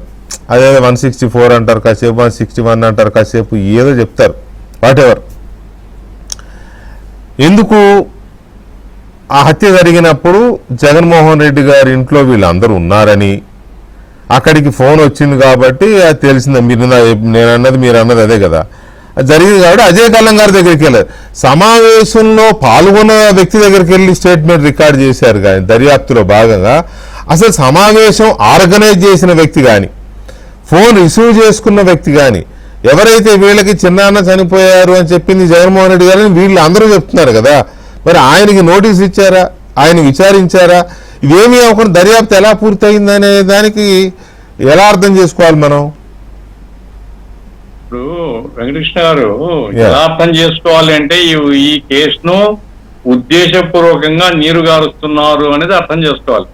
ఇప్పుడు విద్యాసాగర్ చెప్తున్నాడు, మనకు మామూలు సామెత చెప్తుంటారు, ఆట ఆడేవాడు ఏమరా కింద పడినామని నాలాంటి వాడు అడిగితే ఇది ఒక లఘువులేనా అంట, అంటే ఇది ఒక ఎత్తుగడ లేని. అంటే వాడు ఆడలేక కింద పడి ఇది ఎత్తుగడ అన్నట్టుగా ఇప్పుడు సిబిఐ వాళ్ళు ఎత్తుగడ సుప్రీంకోర్టు చేస్తారండి. సుప్రీంకోర్టు ఎవడన్నా ఎత్తుగడ చేస్తాడా? సుప్రీంకోర్టుతో ఆ పరాచిక ఆడతాడు ఎవడన్నా? లేదు, చెప్పాలి సుప్రీంకోర్టుకు మాకు కొన్ని ఇబ్బందులు ఉన్నాయి, మీరు మాకు పవర్స్ ఇస్తే మేము చేస్తాము, మా మీద ఒత్తిళ్లు ఉన్నాయి అదన్నా చెప్పాలి. అట్లా చెప్పలేదు, చెప్పకుండా పూర్తయింది, మీరు ఇంకా ఎంక్వైరీ చేయమని చేస్తాము అనేది సిబిఐ ఉద్దేశపూర్వకంగా. సార్, ఇది బాధ్యతతో మాట్లాడుతున్నాను, ఈ కేసు నీరుగార్చేటువంటి ప్రయత్నం జరుగుతూ ఉన్నది, ఇప్పటికీ జరుగుతూ ఉన్నది. ఈ దశలో నేను చెప్పేది ఏమిటంటే రాష్ట్ర ప్రభుత్వం మేల్కోవాలి. శాంతి భద్రత సమస్య రాష్ట్ర ప్రభుత్వాన్ని. ఆ రోజు ఉండేటువంటి పరిస్థితులు సిబిఐకి పోయి ఉండొచ్చు, సిబిఐ ఎంక్వైరీ చేయనివ్వండి. రాష్ట్ర ప్రభుత్వం అవసరమైతే కోర్టులో ఇంప్లీడ్ కావాలి. ఎందుకంటే ప్రజల్లో ఉండేటువంటి ఏదైతే అనుమానాలు ఉన్నాయో, లేకుంటే వివేకానంద రెడ్డి లాంటి ఒక ప్రముఖుడిని చంపి దారుణంగా ఇది ఇతరుల మీద రాజకీయంగా నెట్టివేసినటువంటి పరిస్థితి ఉందో, ఇటువంటి నివారించకపోతే రాబోయే కాలంలో రాష్ట్రంలో ఇది ఒక సాంప్రదాయం అవుతుంది అనేటువంటి పద్ధతిలో ఖచ్చితంగా పోవాలి. ఆ రకంగా జరగకపోతే మాత్రం ఎంక్వైరీ పూర్తయిందంటారు. సుప్రీంకోర్టు కూడా ఎన్నిసార్లు చెప్తారు సార్? ఇప్పటికి 2-3 సార్లు సుప్రీంకోర్టు దగ్గర పోయింది. ఇప్పుడేమి బెయిలింగ్ ఉంది కదా, విచారణ పూర్తి అయిపోయింది, బెయిల్లో ఉండేవండి, లెడ్డి కోర్టు, సెషన్ కోర్టు ఏదైతే సిబిఐ కోర్టుతో వాళ్ళు డిసైడ్ చేస్తారులేండి అంటారు. ఆ రకంగా నీరుగార్చేటువంటి ఒక ప్రాతిపదిక ఏర్పడుతుందని నా అభిప్రాయం. ఇటువంటి అప్పుడే మేల్కొనకపోతే చాలా అన్యాయం జరిగేటువంటి ప్రమాదం ఉంది. రెండవది వెంకటేశ్వర గారు, ఇప్పుడు జగన్మోహన్ రెడ్డి గారు వచ్చి చిన్నాయన నోర్మోర్ అన్నాడు అనేటువంటి మాటతో పాటుగా ఆ రోజు పత్రికల్లో వచ్చింది కానీ, ఇంకో సిబిఐ చెప్పినటువంటిది కానీ, అంతకు ముందే ఫోన్ వచ్చింది, 2-3 సార్లు ఫోన్లు వచ్చినాయి పులివెందుల నుంచి, మాట్లాడినారు. ఆ రకంగా వివేకానంద రెడ్డి గారి మర్డర్ జరిగినప్పటి నుంచి ఇవి జరుగుతూ ఉన్నాయి. అంటే ఏం జరుగుతుంది బయటంతా ఫోన్లు మోగుతూనే ఉన్నాయని చెప్పారు కదా, టేక్అవుట్ లో కాల్ రికార్డ్స్. అది కదా నా పాయింట్. ఏమంటే ఇప్పుడు సిబిఐ ఒక ప్రెస్టీజియస్ ఆర్గనైజేషన్, ఇవన్నీ ఎంక్వైరీ చేసి వాళ్ళు ఏం చెప్పదలుచుకో చెప్పనివ్వండి, మాకేం అభ్యంతరం లేదు. అదేమి అన్ని అట్లా వదిలేసి ఇప్పుడు గుండెపోటు క్లియర్ కనపడుతుంటే గుండెపోటు అనే పెద్ద మనిషి ఊరంతా ప్రచారం చేసి పత్రికల్లో రాస్తే ఇంకొక మాట కూడా గఫూర్ గారు ఇంకొక మాట కూడా, అందరికీ చిన్నాన్న నోమోర్ అని ఎప్పుడో 4:30కో 5కో చెప్పిన జగన్మోహన్ రెడ్డి గారు తాపీగా 7కో 8కో హైదరాబాద్ నుంచి కారులో రోడ్డు బయలుదేరినారు. రోడ్డు అంతా ఫోన్లు వస్తూనే ఉన్నాయని చెప్పి వాళ్ళే చెప్పారు కదా. ఆ తర్వాత ఆ డ్రైవ్ చేసిన ఇక్కడ తీసుకున్న డ్రైవర్ కూడా అనుమానాస్పద స్థితిలో అతను కూడా హత్య చేయబడ్డాడు, చనిపోయాడు, సంథింగ్ ఏదో జరిగింది. సో జగన్మోహన్ రెడ్డి గారికి అక్కడ నుంచి ఫోన్లు వస్తూనే ఉన్నాయన్నప్పుడు ఇవన్నీ శేష ప్రశ్నలు, అనుమానాస్పద ప్రశ్నలుగా మిగిలిపోవట్లే. అదే సార్ నేను చెప్పేది ఏమంటే, ఇన్వెస్టిగేషన్ మొత్తం పూర్తి చేయాలి అంటే అన్ని యాంగిల్స్ తో దర్యాప్తు చేసిన తర్వాత వాళ్ళు ఏం తెలుస్తారో తేల్చి ఫైనల్ ఛార్జ్ షీట్ వేయాలి. అది ఇంకా మేము అసలు ఇంకా ఏం జరుగుతుంది అనుకుంటే ఇప్పుడు చెప్తున్నారు దర్యాప్తు పూర్తి అయిపోయింది, ఫైనల్ ఛార్జ్ షీట్ అంటే ఏమిటి? ఇది నీరు గార్చబడుతుంది. ఇప్పటికి నేను చెప్తున్నాను సార్, భారత రవిచంద్ర రెడ్డి గారు ఉన్నారు, బీజేపీ పార్టీకి ఆయన రిప్రజెంట్ చేస్తే మంచిది. ఇది పై నుంచే నీరు గార్చబడుతున్నది. ఇది చాలా దుర్మార్గం. ఈ రకంగా రాజకీయ ప్రయోజనాల కోసం హత్య కేసుల్ని కూడా ఈ రకంగా చేస్తే రాష్ట్రంలో ప్రజాస్వామ్యం బతకదు. కాబట్టి అందరూ మేల్కోవాల్సినటువంటి అవసరం ఉంది నా అభిప్రాయం. రాష్ట్ర ప్రభుత్వం మరీ ముఖ్యంగా వాళ్ళ మీద బాధ్యత ఉంది, వాళ్ళు మేల్కోవాలి. సుబ్బారావు గారు, ఇప్పుడు ఫైనల్ ఛార్జ్ షీట్ వేసిన తర్వాత ట్రయల్ స్టార్ట్ అవుతుంది కదా, అంటే నాకున్న పరిజ్ఞానం ప్రకారం. కానీ వీళ్ళంతా వేసేసి మీరు ఏమంటే చేస్తాము అని అనడం అనేది, అది అసలు ఎక్కడన్నా ఉందా? ఇది దాని అసలు ఎక్కడన్నా ఉందంటే ఓకే, ఒకవేళ కోర్టు తప్పుబట్టి లేదు మీ దర్యాప్తు రాంగ్ డైరెక్షన్లో వెళ్ళింది, ఈ యాంగిల్స్ మీరు టచ్ చేయలేదు, మీరు రీఇన్వెస్టిగేట్ చేయండి, ఇట్లాంటివి ఏమైనా జరుగుతాయేమో నాకు తెలియదు. కానీ ఈ చెప్పడం యొక్క ఉద్దేశాన్ని మనం ఎలా అర్థం చేసుకోవాలి? ఇక్కడ వెంకటకృష్ణ గారు, అవినాష్ రెడ్డి, భాస్కర్ రెడ్డి ముద్దాయిలు ఎప్పుడు వచ్చారండి? సుప్రీంకోర్టు ఇన్వాల్వ్ అయిపోయి, అవును, విచారణాధికారులను మార్చండి, లేకపోతే మేము చర్య తీసుకోవాల్సి వస్తుందని హెచ్చరిక చేసిన తర్వాత కదా అప్పుడు వీళ్ళు వచ్చారు. అధికారులు మార్చి అప్పుడు వీళ్ళు వచ్చారు కదా. అవును సుప్రీంకోర్టు ఫలానా వాళ్ళ మీద విచారణ జరగమని చెప్పలేదు కదా. అప్పుడు అవును మీరు విచారణ పూర్తి చేయండి ఇంతకాలంలో అందా తప్ప ఫలానా అంశం మీద విచారణ జరపమని సుప్రీంకోర్టు ఇప్పటివరకైనా ఎప్పుడైనా ఇచ్చిందా? నో. ఇవ్వలా. ఇప్పుడు మటుకు ఎలా ఇస్తుంది? కానీ ఇక్కడ సిబిఐ పాత్ర ఏంటంటే కర్నూలుది మిత్రులు అంటున్నారు, కర్నూలులో జరిగిన సంఘటన లేకపోతే అలాగనే సునీల్ యాదవ్, దస్తగిరి వీళ్ళ మీద జరుగుతున్న సంఘటనలో న్యాయస్థానం దృష్టికి తీసుకువెళ్తే సిబిఐ కూడా రేపు బెయిల్ రద్దు విషయంలో ఈయన యొక్క వ్యవహార శైలి ఎలాంటిది, ఎలా ఇన్ఫ్లుయెన్స్ చేయగలడు, ఎలా భయానక వాతావరణం కల్పించగలడు, ఏ విధంగా విచారణ సంస్థలను బెదిరించగలడనే విషయాన్ని న్యాయస్థానం దృష్టికి తీసుకువెళ్ళడానికి సరిపోదా? అది ఆ విషయం ఎందుకు చేయట్లేదు? అవినాష్ రెడ్డి యొక్క వ్యవహార శైలిని తీసుకెళ్తే రేపు బెయిల్ రద్దు పిటిషన్ లో ఇది సహకరించదా కొంతవరకు? కాబట్టి ఇక్కడ మా చేతులు దులిపేసుకున్నాము, విచారణ పూర్తి అయిపోయిందంటే విచారణ 40 కోట్ల రూపాయల సంగతి ఏంటి? ఆ సఫారీ ఏంటి? దస్తగిరి ఇచ్చారు ₹1 కోటి ఏమైంది? నువ్వు రికవరీ చేసావు కదా 40 లక్షల రూపాయలు, దాని మీద ఏమి విచారణ జరిపావు? మొన్నటి వరకు మాకు ప్రభుత్వం సహకరించలేదన్నావా? ఈ 14 నెలల కాలంలో ప్రభుత్వం సహకరిస్తుంటే ముందుకు అడిగేయలేదా? ఈ రోజు కోర్టుకి వెళ్ళిపోయి మీ విచారణ పూర్తి అయిపోయింది, న్యాయస్థానం చెప్తే వింటామంటారా? న్యాయస్థానం భారతదేశ చరిత్రలో ఎప్పుడైనా ఫలానా అంశం మీద విచారణ జరపమని చెప్పిందా? ఒకటి చెప్పమనండి.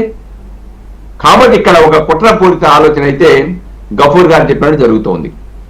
ఇలా గనక చేస్తే డెఫినెట్ గా బెనిఫిట్ ఆఫ్ డౌట్ ముద్దాయిలకి వెళ్ళే ప్రమాదం లేకపోలేదు.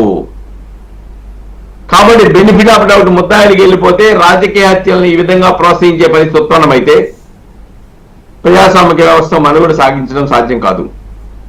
కాబట్టి సిబిఐ క్రియాశీలకంగా వ్యవహరించవలసి ఉంది. అందుకే ఈ కేసులో సిబిఐ అనేక విమర్శలను ఎదుర్కొంది. మిగతా కేసుల్లో ఈ కేసే కాదండి, జగన్మోహన్ రెడ్డికి సంబంధించిన సిబిఐ కేసులు కానీ ఈడీ కేసుల విషయంలో కానివ్వండి, అక్కడ వ్యవహరించిన శైలి కూడా బెయిల్ రద్దుమైన రఘురామకృష్ణరాజు చేస్తే తమరి ఇష్టం అండి అంటదా సిబిఐ? వాళ్ళని చెప్పాలి కదా ఎవరికి ప్రమోషన్ ఇస్తున్నారు, దాంట్లో ముద్దాయిలకి ఏ విధంగా వాళ్ళని ప్రోత్సహిస్తా ఉన్నారు, పరిశ్రమలు ఎలా ఇస్తా ఉన్నారు, వాళ్ళ సలహాదారులుగా ఎలా పెట్టుకుంటున్నారో చెప్పాల్సిన పని లేదా సిబిఐకి?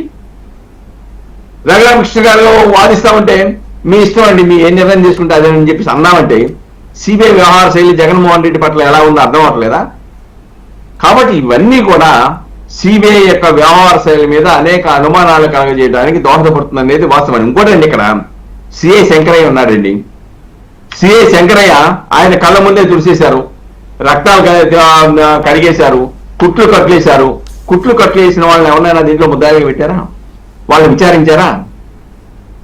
శంకరయ్యకి తర్వాత మేజిస్ట్రేట్ ముందు 164 స్టేట్మెంట్ చెప్తానని చెప్పేసి వాంగ్మూలం చెప్తామని చెప్తే తర్వాత ఆ ప్రభుత్వం, ఆనాటి ప్రభుత్వం వాళ్ళని బెదిరిస్తే ఆయన ఏం చెప్పాడు, నేను మేజిస్ట్రేట్ ముందు వాంగ్మూలం చెప్పను అంటే ఆయనకి సస్పెన్షన్ లో ఉన్న వ్యక్తికి డిఎస్పీగా ప్రమోషన్ ఇచ్చి పోస్టింగ్ ఇవ్వలేదా? ఇవన్నీ విచారణలో భాగం కదా, సాక్షులు ప్రభావితం చేయడంలో భాగం కదా. ఇవన్నీ కూడా ఎవరు తీసుకెళ్ళాలి? న్యాయస్థానం దృష్టికి, విచారణ సంస్థలు తీసుకెళ్ళాలి, అంతే తప్ప బాధితులు తీసుకెళ్తారా అన్ని? కాబట్టి విచారణ సంస్థలో తన విధులు తాను నిర్వహించడంలో సక్రమంగా వ్యవహరించాలి. సుబ్బారావు గారు ఒక మాట చెప్పండి నాకు మీ అనుభవంతో. అసలు ఇది సిబిఐని సుప్రీంకోర్టు, హానరబుల్ సుప్రీంకోర్టు అడిగింది మీ దర్యాప్తు అయిపోయిందా లేదా అనే సందర్భం. ఇందులో అవినాష్ రెడ్డి బెయిల్ రద్దు చేయండి అని సునీతారెడ్డి గారు వేసిన పిటిషన్లో జరుగుతున్న ప్రొసీడింగ్స్లో భాగంగా ఈ ప్రశ్న అడిగారు. కానీ అసలు అవినాష్ రెడ్డి బెయిల్ టాపిక్కే లేదు కదా ఎక్కడ కూడా. పిటిషన్ మెయిన్ పిటిషన్ ఏమో అదే అసలు. ఆ టాపిక్కే రాకపోవడాన్ని ఎలా అర్థం చేసుకోవాలి అంటే నెక్స్ట్ మళ్ళీ వాయిదా పడింది కదా, అప్పుడు ఏమైనా వచ్చే అవకాశం ఉందా? ఒకటండి, 19వ తారీఖు వాయిదా పడింది. ఆ రోజు లోద్రా గారు అవైలబుల్ గా లేకపోతే అవును టైం అడిగారు కాబట్టి 19వ తారీఖు లోద్రా గారు వాదనలు వింటారు. సరే, సునీతారెడ్డి గారి తరఫున ఈ జరిగే తప్పిదాలన్నీ కూడా న్యాయస్థానం దృష్టికి తీసుకెళ్తారు. కానీ సిబిఐగా కూడా వాళ్ళు చెప్పిన వాదనకి అనుకూలంగా వ్యవహరించాలి తప్ప మీరు విచారణ అయిపోయింది అని అంటే వాళ్ళ దాంట్లో ఏం రాశారు? సునీత గారి దాంట్లో సాక్షులను ప్రభావితం చేస్తాడు, పలుకుబడి కలిగిన వ్యక్తి, ఇప్పటికే ఇలా చేశారు, ఇప్పటికే 6 చనిపోయారు, సాక్ష్యాలను అక్కడి నుంచి కడిగేశారు, కట్లు వేయించారు, అది హార్ట్ అటాక్ థియరీగా క్రియేట్ చేశారు, వీటన్నిటిలో కూడా ఈయన పాత్ర ఉందని చెప్పేసి ఆమె రాసింది కదా ముందు బెయిల్ రద్దు చేయమని. దాంట్లో నువ్వు చెప్పాలి కదా, నువ్వు దాన్ని సపోర్ట్ చేస్తూ చెప్పాలి కదా. అవి చెప్పకుండా నీ ఇన్వెస్టిగేషన్ పూర్తి అయిపోయిందంటే, ఇన్వెస్టిగేషన్ పూర్తి అయిపోతే ట్యాంపరింగ్ ఆఫ్ విట్నెస్ ఎక్కడ ఉంటుంది, సాక్షులను ప్రభావితం చేసే పరిస్థితి ఎక్కడ ఉంటుంది? కాబట్టి విచారణ పూర్తి అయిపోయింది కదా, సాక్షులను ప్రభావితం చేసే అవకాశాలు లేవు కదా, ఇంకా బెయిల్ ఎందుకు రద్దు చేయాలనే పరిస్థితి కనుక ప్రశ్నిస్తే సుప్రీంకోర్టు ఏంటి? కాబట్టి ఆ పదజాలమే ముద్దాయిలకి సహకరించే విధంగా, బెయిల్ రద్దు కాకుండా ఉండే విధంగా కొంతవరకు దోహదపడుతుందనే అనుమానం ప్రజల్లో ఉంది, అందరిలోనూ ఉంది. రైట్.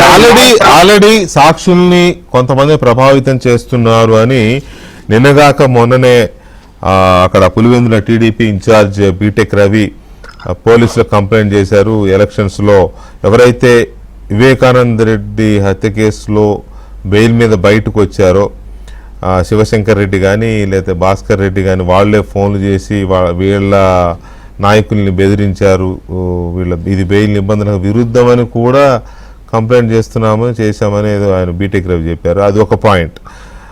రెండో పాయింట్, అసలు ఇప్పుడు దర్యాప్తు ముగిసింది అని అంటే ఇక జగన్మోహన్ రెడ్డి పాత్ర లేదు, లేకపోతే జగన్మోహన్ రెడ్డికి ఏమీ తెలియదు ఈ హత్య విషయంలో అని ఏమన్నా సిబిఐ అన్నట్టే భావించాల్సి ఉంటుందా? రెండవది. మూడవది అత్యంత కీలకమైనది సాక్షి మీడియా పరిస్థితి ఏంటి? ఈ తెల్లవారుజాము నుంచి ఈ హత్య జరిగిన రోజు నుంచి ఆ తర్వాత కథలుగా రకరకాల కథల్ని వండివాల్చిన సాక్షిని విచారించాల్సిన అవసరం లేదా? ఏ ఆధారాలతో మీరు గుండెపోటని, తర్వాత గోడలిపోటని, తర్వాత హత్య అని, తర్వాత రెండో ఫ్యామిలీ వాళ్ళు చంపించారని, చంద్రబాబు చంపించాడని, ఏదో రకరకాలుగా వీటికి ఆధారాలు ఏంటి అడగాల్సిన అవసరం లేదు. మనం ఒకసారి పులివెందుల తెలుగుదేశం పార్టీ ఇన్ఛార్జ్, నియోజకవర్గ ఇన్ఛార్జ్, అలాగే మాజీ ఎమ్మెల్సీ బీటెక్ రవి గారు కూడా టెలిఫోన్ లైన్లో ఉన్నారు, వారితో కూడా మాట్లాడదాం. రవి గారు నమస్తే అండి. అన్నా నమస్తే అన్నా. నమస్తే నమస్తే రవి గారు. దాంట్లో అసలు విషయంలోకి వెళ్లే ముందు ఏంటి అక్కడ జడ్పీటీసీ ఎలక్షన్ మంచి జోరుగా సాగుతున్నట్టుంది కదా, ఎట్లా ఉంది పరిస్థితి? అన్నా ఇక్కడ జడ్పీటీసీ ఎలక్షన్ బాగా ప్రశాంతంగా బాగా జరుగుతోంది. అయితే ఇక్కడ ఏదైనా పొరపాటు జరిగితే అంటే ఏదన్నా ఓడిపోతే దానికి ఏదన్నా కానీ ఒక ఎక్స్ప్లెనేషన్, ఒక గ్రౌండ్ తయారు చేసుకుంటా ఉన్నారు వాళ్ళు. అంటే పలాని ఈ దౌర్జన్యం చేశారు, ఇది ఇంకోటి చేశారు, దీని వల్లనే మేము ఓడిపోయినామని ఒక గ్రౌండ్ ప్రిపరేషన్ దాంట్లో భాగంగా వచ్చి ఈ గొడవలు జరుగుతున్నాయన్న. మీ ద్వారా నేను అక్కడ పులివెందుల మండలంలో ఎలక్షన్ జరుగుతా ఉంది. పులివెందుల మండల ప్రజలను గాని, పులివెందుల ప్రజల ఓటర్లను గాని, పులివెందుల మండల లీడర్స్ ను గాని, ఇటు మా సైడ్ నుంచి గాని అటు పోలీసు నుంచి గాని ఎవరిని అక్రమ కేసులు గాని అక్రమ అరెస్టులు గాని మేము ఎవరిని ఏమి చేయడం గాని లేదు. ఈ బెయిట్ నుంచి ఎవరైతే వచ్చారో అంటే నిన్న వేల్పుల రాము కావచ్చు, మొన్న తొండూరు మండలం అతను, ఈ బెయిట్ నుంచి వచ్చిన వ్యక్తులు అవినాష్ దగ్గర, జగన్మోహన్ రెడ్డి దగ్గర మా ప్రాపకం పెంచుకోవాలని వాళ్ళు చేసిన డిస్టర్బెన్స్ అన్న. ఇది పులివెందుల మండలంలో ఏ ఓటర్ను గాని ఎవరిని గాని ఏ డిస్టర్బెన్స్ లేదు, ప్రశాంతంగా ఉంది. ఇదంతా వాళ్ళ ఛానల్ ఉంది కదా అని. ఇంకోటి రమేష్ యాదవ్ విషయం, రమేష్ యాదవ్ గారు వచ్చేది కానీ అక్కడికి వెళ్ళేది కూడా ఎవరికి తెలియదు, పోలీసుకు కూడా ఇన్ఫర్మేషన్ లేదు. రమేష్ యాదవ్ కూడా ఆయనకి ఏమీ కాలేదు. ఆయనకు ఏమన్నా దెబ్బ తగిలితే మొదటగా ఎవరైనా కంప్లైంట్ ఇచ్చిన వ్యక్తి ఎక్కడికి వెళ్తాడన్నా గవర్నమెంట్ హాస్పిటల్కి వెళ్తాడు. దగ్గరగా ఉన్న గవర్నమెంట్ హాస్పిటల్ వదిలిపెట్టి భారతి గారి ఫాదర్ అయినటువంటి ఈసీ గంగిరెడ్డి, అంటే మీకు తెలుసు కదా అక్కడికి తీసుకుపోయి సర్టిప్పుతారు, తర్వాత వాళ్ళే బ్యాండేజ్ చేస్తారు, వాళ్ళే వీల్ చైర్ లో తీసుకుపోతారు, వాళ్ళే ఎంఆర్ఐ స్కానింగ్ అంటారు, మళ్ళా తీసుకొస్తారు. అంటే ఏమీ జరగని దాన్ని కూడా ఒక ఎమ్మెల్సీ మీద అవి అలా జరుగుతుంటే అక్కడ ప్రజలకు అర్థం కాదంటారా? ఇవన్నీ అన్ని తెలుసున్నా, అది కూడా చెప్తా. ఏది జరగంది కూడా వీల్ చైర్ లో తీసుకుపోతారు, ఎంఆర్ఐ స్కానింగ్ చేస్తారు, అదేంది ఇది చేస్తారు. ఇంత తతంగం నడిపి దాని ఏదో ఎమ్మెల్సీతో వాళ్ళ సహచరుని ఏదో చేసినట్టు విజయవాడలో ధర్నా చేపించి సాక్షిలో విపరీతంగా, అంటే అతను అక్కడ యాదవ సామాజిక వర్గానికి చెందిన ఓట్లున్నాయి, దానిని డిస్టర్బ్ చేయాలని ఇప్పుడు నేను సూటిగా ఒకటేనా, నిజంగా మీ పార్టీకి చెందిన రమేష్ యాదవ్ అనే వ్యక్తి దాడి జరిగినప్పుడు జగన్మోహన్ రెడ్డి గారు వచ్చి డోన్ లో బుగ్గన వాళ్ళ అబ్బాయి పెళ్లికి వచ్చాడు. అవును. అక్కడ నుంచి పులివెందులు 130 కిలోమీటర్లు. నిజంగా వీళ్ళు చెప్పేంత రాద్ధాంతమే పులివెందుల్లో జరిగితే జగన్మోహన్ రెడ్డి స్వయంగా వచ్చి పరామర్శిస్తారా? ఒక బీసీ నాయకులు పరామర్శించాలి కదా. మాకు ప్యారలల్ గా 60-70 కిలోమీటర్లు నేషనల్ హైవే మీద అలాగే స్ట్రైట్ గా బెంగళూరుకి వెళ్ళాడు. అంటే దాని అర్థం ఏమని, ఆడ ఏది జరగలే, ఈ సాక్షి వీళ్ళు హంపకు మా మీద బురద జల్లాలా, అది ఏమన్నా ఇంకోటి ఏదన్నా చంద్రబాబు నాయుడు గారి మనస్తత్వం మీకు తెలుసు. ప్రజాస్వామ్యబద్ధంగా ప్రజలు ఓట్లేసి గెలిపిస్తే పులివెందుల ప్రజలు కూడా జగన్ వెంట లేరని చూపించాలనేది మా ప్రయత్నం. ఇంకా మేము ఇట్లా దౌర్జన్యాలు వాళ్ళన్నట్టు దౌర్జన్యాలు పైగా గ్రాడ్యుయేట్స్ ఎమ్మెల్సీ ఎలక్షన్స్ లో మీ దగ్గర లీడ్ వచ్చింది కదా. అవును, మీ దగ్గర లీడ్ వచ్చింది కాబట్టి కూడా మీకు కొంత హోప్ ఉంటది, ఖచ్చితంగా గెలుస్తామనే హోప్ మీకు ఉంటది, నమ్మకం. అది కూడా వాళ్ళకి అనుమానం కూడా ఉండొచ్చు కదా, అనుమానం ఉండి ఎందుకు ఓడిపోతాము అని మళ్ళా నీకు జగన్ దగ్గర గానీ స్టేట్ ప్రజలకు చెప్పుకోవాలి కాబట్టి ఇట్లా చేస్తారని ఒక గ్రౌండ్ తయారు చేసుకుంటా అన్న. మీ ఏబిఎన్ ద్వారా పులివెందుల మండల ప్రజలకు విజ్ఞప్తి చేస్తున్నా, మీరు ప్రజాస్వామ్యబద్ధంగా ప్రశాంతంగా మీ ఓట్లు మీరు వేసుకోండి. మీకు మంచి సువర్ణ అవకాశం వచ్చింది పులివెందుల మండలం డెవలప్మెంట్ కోసం. మీరు మమ్మల్ని ఈ 4 years వాడుకోండి అని మీ ద్వారా విజ్ఞప్తి చేస్తా ఉన్నా. రైట్. ఇక ఇప్పుడు నేను ఫోన్ చేసింది ఎందుకు అని అంటే, మిమ్మల్ని లైన్ లోకి తీసుకున్నది, ఇప్పుడు ఈ వివేకానంద రెడ్డి గారి హత్య కేసులో అరెస్ట్ అయ్యి జైలుకి వెళ్ళి బెయిల్ మీద వచ్చిన శివశంకర్ రెడ్డి గారిని లేకపోతే భాస్కర్ రెడ్డి గారు కానీ వీళ్ళే స్వయంగా మీ నాయకులను కొంతమందిని బెదిరిస్తున్నారని, ఇది బెయిల్ నిబంధనకు విరుద్ధం కాబట్టి మేము ఫిర్యాదులు చేస్తామని మీరు అన్నారు కదా మొన్న. ఏంటి అసలు బెదిరించింది ఎవరిని బెదిరించారు అన్న? అది ఏమైందంటే ఇప్పుడు ఆర్ తుమ్మలపల్లి విలేజ్ లో ఒక అతను ఎంపీటీసీ, తర్వాత మండల ఉపాధ్యక్షుడు అతని పేరు Vishwanath Reddy, present MPTC plus vice MPP మండల ప్రజా పరిషత్ అధ్యక్షుడు అతను ముందు 2-3 నెలల నుంచి కూడా వాళ్ళతో నాకు ఈ దాంట్లో అన్యాయం జరుగుతుంది లేదని ఏదో ఉన్నాడు, మనతో కమిట్లో ఉన్నాడు. మన తల్లికి వందనం అయిపోయినాక అతను ఏదో మనసు మార్చుకుని మన పార్టీలోకి వచ్చాను. ఎలక్షన్ మీద ఉంది, మనకు అవసరం కాబట్టి చేర్చుకున్నాం. చేర్చుకున్న తర్వాత హైదరాబాద్ లో ఉండే భాస్కర్ రెడ్డి, దేవిరెడ్డి శంకర్ రెడ్డి ఫోన్ లోంచి 2-3 సార్లు ఫోన్లు చేసి ఈయనకు బెదిరించడము, ఫస్ట్ ప్రలోభ పెట్టడము, తర్వాత ఫస్ట్ వచ్చేసి బ్రతిమాలడం, తర్వాత ప్రలోభ పెట్టడం, ఆ స్టేజ్ దాటితోనే భయపెట్టడం. ఇట్లే ఉంటుందా అది ఇది మా జగన్ చెప్పినాడు కదా, రఫా ఏం మర్చిపోయినావా అది ఇదని వాడిని ఇష్టం వచ్చినట్టు బెదిరించారు. ఆ పదాలు వాడినారంటున్నా, రఫా అని అదే చెప్పినాడు వాడు మీడియాలో కూడా. మా జగన్ చెప్తాడు కదా రఫా అంటే నీకు అర్థం కాలేదరా, నీకు సపరేట్ గా ఏమన్నా చెప్పాలనా, అది ఇది ఏమనుకుంటానో అన్నాడు. సరేనా వాడి దాంట్లో ఏంటంటే వాడు చిన్న సెల్లు, వాడు అమాయకుడు. కానీ పోలీసులకు కంప్లైంట్ చేశాం. పోలీసులు కంప్లైంట్ తెచ్చి సిడిఆర్ తీశారు. సిడిఆర్ అంటే ఫోన్ కాల్. దాంట్లో శంకర్ రెడ్డి ఇతనికి అనేక మార్లు ఫోన్ చేసినట్లు కూడా ఉంది. శంకర్ రెడ్డి సెల్ నుంచి ఉంది. తర్వాత ఎంపీ అవినాష్ రెడ్డి పిఏ రాఘవరెడ్డి కూడా అదే పలుమార్లు ఫోన్ చేసి ఇతన్ని బెదిరించడం కూడా జరిగింది. ఈ ముగ్గురిని తర్వాత కేసు పెట్టారు. కేసు కూడా రిజిస్టర్ అయింది. వాళ్ళకు నోటీసులు ఇవ్వాలంటే ఇక్కడికి పిలిచేదానికి లేదు. అవినాష్ పిఏ రాఘవరెడ్డికి నోటీసులు ఇచ్చారు. వైఎస్ భాస్కర్ రెడ్డి కానీ శంకర్ రెడ్డి కానీ నోటీసులు ఇచ్చేదానికి వాళ్ళకి అనుమతి లేదు ఇక్కడికి వచ్చేదానికి. దానికి అక్కడే కోర్టులో ఉండి ఏదన్నా అనుమతి. ఇదంతా ఏంటంటే వాళ్ళు ఆ రోజు చెప్పింది కూడా, మేము బార్డర్ లో ఉన్నాము, బార్డర్ దాటి కూడా కర్నూలులో ఉన్నాము, నువ్వు కర్నూలుకు మాతో వచ్చి నీకు చేయాల్సిందంతా చేస్తామని అక్కడ వెయిట్ చేస్తా ఉన్నామని కూడా ఇక్కడ అంటే మధ్యవర్తిత్వం వచ్చేవాళ్ళు ఇతనికి అది చెప్పారు. అది మేమేం చెప్పామంటే కర్నూలు సెల్ టవర్ లో కానీ వీళ్ళ సెల్స్ అబద్ధం ఉంటే అది కూడా బెయిల్ కండిషన్ నీకు అతిక్రమించినట్లే, వాళ్ళు ఇక్కడికి రాకూడదు. గూగుల్ టేక్అవుట్ తెలిసిపోతుంది, అది కూడా తెలిసిపోతుంది నిజంగా వాళ్ళు వచ్చింటే. ఒకవేళ వాళ్ళు జనరల్ గా ఏంటంటే ఈ సెటిల్మెంట్స్, ఈ పంచాయతీలు ఏదన్నా ఉంటే ఇవన్నీ మాట్లాడడానికి కర్నూలు నుంచి ఒక 10 kilometers లోనే బార్డర్ ఉంది. అక్కడ ఒక డాబా ఉంది. ఆ డాబాల వరకు వస్తారు. ఇక్కడ నుంచి పులివెందుల నుంచి పిలిపించుకొని అక్కడంతా మంత్రాంగం జరిపి వాళ్ళంటూ హైదరాబాద్ ఇట్లా పులివెందుల అది ఆనవాయితీగా 1 year నుంచి జరుగుతా ఉంది. కానీ ఇక్కడ ఏంటంటే ఇక్కడ హైకోర్టులో వాళ్ళకి బెయిల్ ఇచ్చినప్పుడు మీరు సాక్ష్యంలో బెదిరించకూడదు అని కొన్ని కండిషన్లు ఇచ్చారు. ఇప్పుడు ఎలక్షన్ జరుగుతున్నప్పుడు ఒక మాజీ మండల ఉపాధ్యక్షునే బెదిరించిన మీరు బయట ఉండి వివేకానంద రెడ్డి కేసులో ఉండే సాక్ష్యాలను కూడా మీరు ఎందుకు బెదిరించలేదు? ఆల్రెడీ ఒకటి కడప సబ్ జైల్లో ఇచ్చేందుకు జరిగింది. దేవిరెడ్డి శంకర్ రెడ్డి కొడుకు చైతన్య రెడ్డివే దస్తగిరిని బెదిరించినదంతా అదంతా ప్రూఫ్ అయింది. ఇప్పుడు ఇట్లా చేస్తారు. ఇది మేము ఈ సమాచారం అంతా కూడా సిబిఐ వాళ్ళకి ఇస్తాము, ఆ కేసు రిజిస్టర్ అయింది, ఆ ఎఫ్ఐఆర్ కూడా ఇస్తామని మేము మొన్న ప్రెస్ లో చెప్పడం జరిగిందన్న. దేవిరెడ్డి శంకర్ రెడ్డి, భాస్కర్ రెడ్డి. రైట్ రవి గారు, థ్యాంక్ యూ వెరీ మచ్ అన్న, లైన్లోకి వచ్చి మీరు డీటెయిల్స్ ఇచ్చినందుకు. అది పరిస్థితి, అది వీళ్ళు బయట వాళ్ళు బెయిల్ మీద ఉండి ఇట్లాంటి పనులు చేస్తున్నారు అనేది ఎస్టాబ్లిష్ అవుతా ఉంది.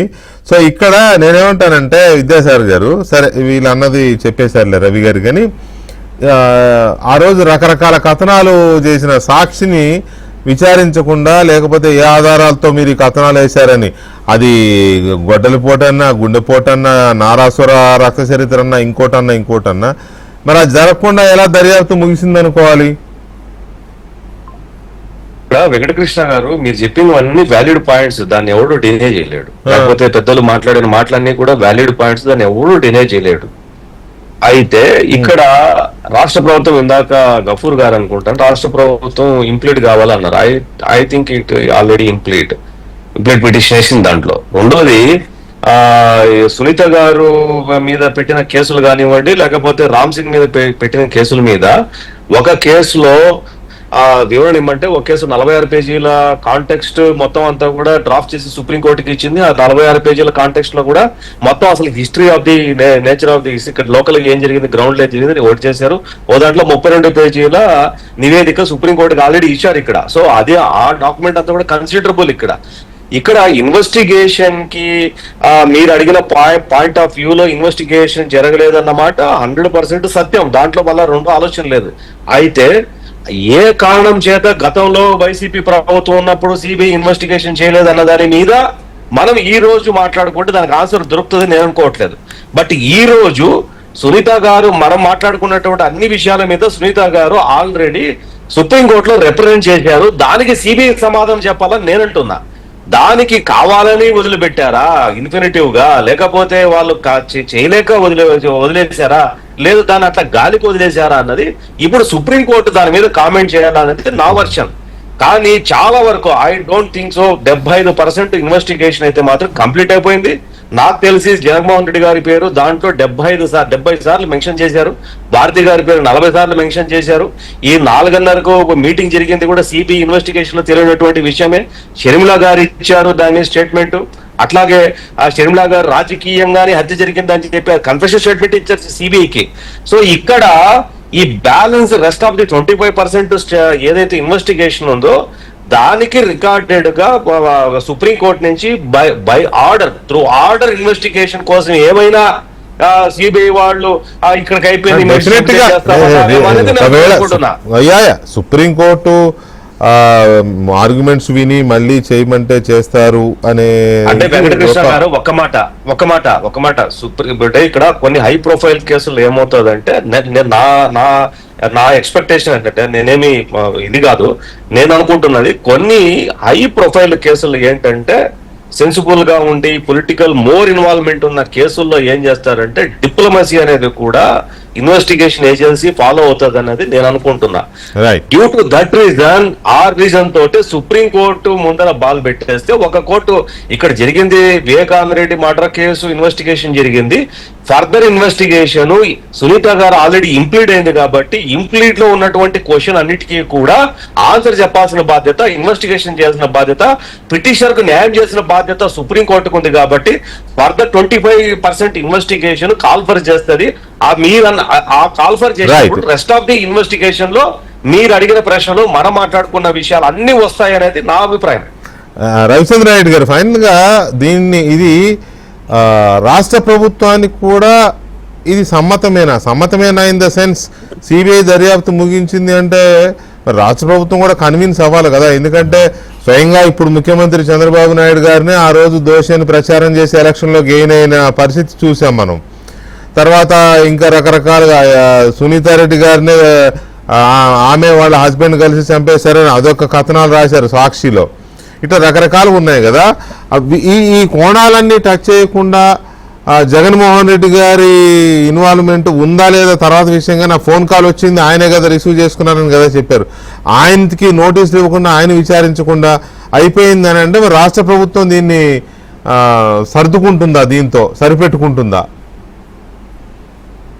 సార్, ఈ కేసు ఏదైతే ఉందో రాష్ట్రం అంతా చర్చించాల్సిన అవసరం ఉంది. ఈ కేసు ఇప్పటికే రాష్ట్ర ప్రజల పూర్తిగా అబ్జర్వేషన్లో ఉంది. ఈ కేసులో ఏ జడ్జిమెంట్ వస్తుంది, ఎంతకాలానికి వస్తుంది, బాధిత కుటుంబానికి న్యాయం జరుగుతుందో జరగదా, చనిపోయింది ఒక మాజీ ఎంపీ, ఒక మాజీ ముఖ్యమంత్రి సోదరుడు, ఒక ముఖ్యమంత్రిగా పనిచేసిన వ్యక్తి జగన్మోహన్ రెడ్డి గారికి సొంత చిన్నాన్న, అలాగే అవినాష్ రెడ్డి గారికి కూడా చిన్నానే, మరి షర్మిల గారికి చిన్నానే. మరి ఇంత హై ప్రొఫైల్ కేసులో జడ్జిమెంట్ ఏమొస్తుంది, ఎప్పటికి వస్తుంది, ఆ కుటుంబానికి న్యాయం ఎంతవరకు జరుగుతుంది అనేది ప్రజలందరూ కూడా ఆసక్తిగా గమనిస్తున్నారు. రాజకీయ పార్టీలు ఎత్తుగడలు, వాద ప్రతివాదనలు ఏమైనప్పటికీ జనం ఆసక్తి పూర్తిగా ఈ కేసు మీద ఉంది. ఆంధ్రప్రదేశ్లో పెద్ద చర్చ ఉంది. ఈ కేసు హై ప్రొఫైల్ కేసు అవడంతో పాటు పొలిటికల్లీ మోటివేటెడ్ గా ఏదైతే జరుగుతుందో ఈ ట్రయల్ ఎప్పటికి పూర్తవుద్దా అని ఎదురు చూస్తున్న తరుణంలో సిబిఐ విచారణ పూర్తయిందని సుప్రీంకోర్టుకి చెప్పిన క్రమంలో ఇప్పటికే 2 సాక్షులు చనిపోయి ఉన్నారు. వాచ్మెన్ రంగయ్య చనిపోయారు, మరో వ్యక్తి చనిపోయారు. మరి చెప్పనివ్వండి సాగర్, చెప్పనివ్వండి. కాదు ఒక చిన్న ముక్క చెప్పనివ్వండి సార్, రవి గారు చెప్పండి సార్. ఇప్పుడు సునీత గారు ఒక్కరే ఈ కేసు గురించి నాకు న్యాయం చేయండి, నాకు న్యాయం చేయండి అని ఎందుకు ఒక్క సునీత గారే కోరుతున్నారు? ఒక దశలో షర్మిల గారు కూడా పూర్తిగా యాడ్ అయ్యారు. మరి వైఎస్ అనే ఇంటి పేరుతో ఉన్న జగన్మోహన్ రెడ్డి గారు కానీ, వైఎస్ అవినాష్ రెడ్డి అనే ఇంటి పేరుతో ఉన్న వైఎస్ అవినాష్ రెడ్డి గారు కానీ వైఎస్ కుటుంబానికి సంబంధించిన వ్యక్తికి జరిగిన అన్యాయాన్ని ప్రశ్నించకపోతే సమాజం ఏమనుకుంటుందనే అంశం కూడా పరిగణలో ఉంది. మరి సొంత చిన్నాన్నకి సంబంధించిన కేసులో న్యాయం జరగకపోతే మనల్ని ప్రజలు ఏమనుకుంటారనే అంశం ఉన్నప్పుడు సిబిఐ దర్యాప్తులో ఉన్న లొసుగుల కారణంగా వాళ్ళని ముద్దాయిలుగా చేర్చడానికి పడిన అత్యుత్సాహం కన్నా కేసు ప్రాపర్ గా విచారణ కానీ చేసి ఉంటే ఈ పాటికి రిజల్ట్ వచ్చుండేది. వ్యక్తులు ఎవరైనా అరెస్ట్ కావాల్సి ఉంటే ఆ క్రమంలో అరెస్ట్ అయిపోయేవాళ్ళు. అలా కాకుండా ముందు నేమ్స్ ఎస్టాబ్లిష్ చేయాలనే క్రమంలో ఏదైతే జరిగిందో ఈ అత్యుత్సాహం వల్ల ముఖ్యంగా కాలయాపన చేసిన విషయం, కర్నూలుకు సంబంధించిన అంశం చాలా పెద్ద అంశం. ఇప్పుడు ఒక ఈడీ కానీ, ఒక ఇన్కమ్ ట్యాక్స్ డిపార్ట్మెంట్ కానీ, ఒక సిబిఐ కానీ ఎంక్వైరీకి వచ్చినప్పుడు లోకల్ పోలీసులు ఖచ్చితంగా సహకరించి తీరాలి. అలా తీరనప్పుడు వాళ్ళు ఫిర్యాదు చేయాలి. అలా ఫిర్యాదు చేసినప్పుడు హై లెవెల్లో సుప్రీంకోర్టులో దాకా విచారణలో ఉన్న ఈ కేసులో వాళ్ళకి మద్దతు వచ్చి ఉండేది. కానీ ఎందుకని సిబిఐ ఆ విధంగా వ్యవహరించలేదు? దీని మీద ప్రజల్లో కూడా అనుమానాలు ఉన్నాయి. కాబట్టి ఖచ్చితంగా కూడా ఏదైతే ఈ కేసు ఉందో చాలా హై ప్రొఫైల్ కేసు. ఇకపోతే పాత్రదారులు ఎవరైతే ఉన్నారో వాళ్ళు ఆల్రెడీ జైల్లో ఉన్నారు, బెయిల్లో ఉన్నారు. కానీ సూత్రధారులు నిర్ధారించడానికి ఒక్క నిమిషం సార్, సూత్రధారులు నిర్ధారించడానికి ఉన్న అవకాశం ఏముంది? Google takeout. ఒక్క సెకండ్ సార్, గూగుల్ టేక్అవుట్. ఈ గూగుల్ టేక్అవుట్ ద్వారా మాత్రమే రిట్రైవ్ చేసిన వాట్సాప్ చాట్లు లేకపోతే వాట్సాప్ వీడియోలు మాత్రమే నిర్ధారిస్తాయనుకుంటే మద్యం కేసులో నుంచి ఒక్కరు కూడా తప్పించుకోలేరు. ఇప్పటికే ఆ వీడియోలో సాక్ష్యాలు గూగుల్ టేక్అవుట్లు కూడా ఉన్నాయి. ఒక కేసు పోతే ఇంకో కేసు, ఇంకో కేసు పోతే ఇంకో కేసు. గూగుల్ టేక్అవుట్ కానీ ప్రామాణికంగా తీసుకుంటే ఒక్కరు కూడా కేసుల్లోంచి తప్పించుకోలేరు. ఖచ్చితంగా అందరికి శిక్షలు పడతాయి. చూద్దాం ఏం జరుగుతుందో. అలాగే ఇప్పుడే మనకి ఇంకొక ఇది కూడా వచ్చింది.